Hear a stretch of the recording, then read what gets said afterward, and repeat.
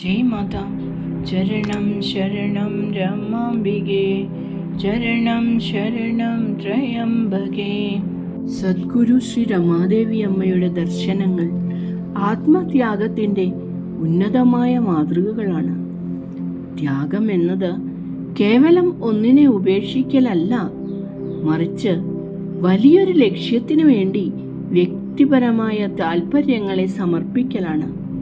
നഷ്ടത്തിൻ്റെ വേദനയും ലക്ഷ്യത്തിൻ്റെ മഹനീയതയും നിറഞ്ഞു നിൽക്കുന്ന മനുഷ്യ ജീവിതത്തിലെ ഏറ്റവും ഉദാത്തമായ ഭാവങ്ങളിലൊന്നാണത്. ഒരു വലിയ ലക്ഷ്യത്തിനു വേണ്ടി തനിക്ക് പ്രിയപ്പെട്ടതിനെ ഉപേക്ഷിക്കുമ്പോൾ അനുഭവപ്പെടുന്ന വേദനയും ആ ലക്ഷ്യത്തിൻ്റെ മഹത്വവും തമ്മിലുള്ള സന്തുലിതാവസ്ഥയാണ് ത്യാഗത്തിൻ്റെ ആഴം നിശ്ചയിക്കുന്നത്. ലൗകികമായ ബന്ധനങ്ങളിൽ നിന്നും അഹങ്കാരത്തിൽ നിന്നും മോചിതനാകണമെങ്കിൽ ഞാൻ, എൻ്റേത് എന്ന ഭാവങ്ങൾ ഉപേക്ഷിക്കേണ്ടി വരും. ഈ വേർപെടൽ തുടക്കത്തിൽ വേദനാജനകമായിരിക്കുമെങ്കിലും ആ വേദനയാണ് വ്യക്തിയെ ശുദ്ധീകരിക്കുന്നത്.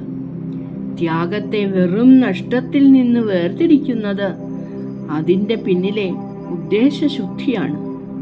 ഒരമ്മ തൻ്റെ കുഞ്ഞിനു വേണ്ടി ഉറക്കമൊഴിക്കുന്നത് വേദനയല്ല, മറിച്ച് സ്നേഹത്തിൻ്റെ മഹനീയതയാണ്.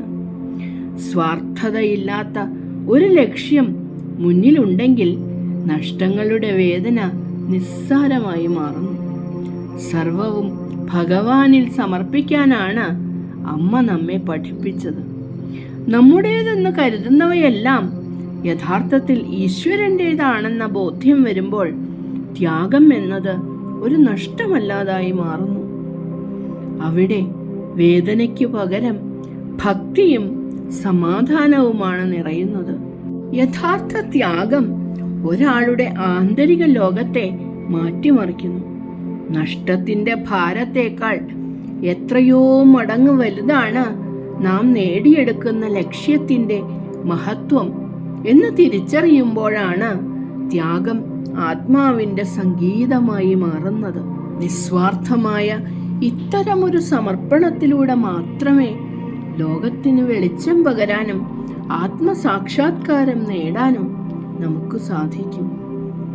ചരണം ശരണം രമാംബികേ, ചരണം ശരണം ത്രയംബകേ, ചരണം ശരണം രമാംബികേ, ചരണം ശരണം ത്രയംബകേ, ചരണം ശരണം രമാംബികേ, ചരണം ശരണം ത്രയംബകേ.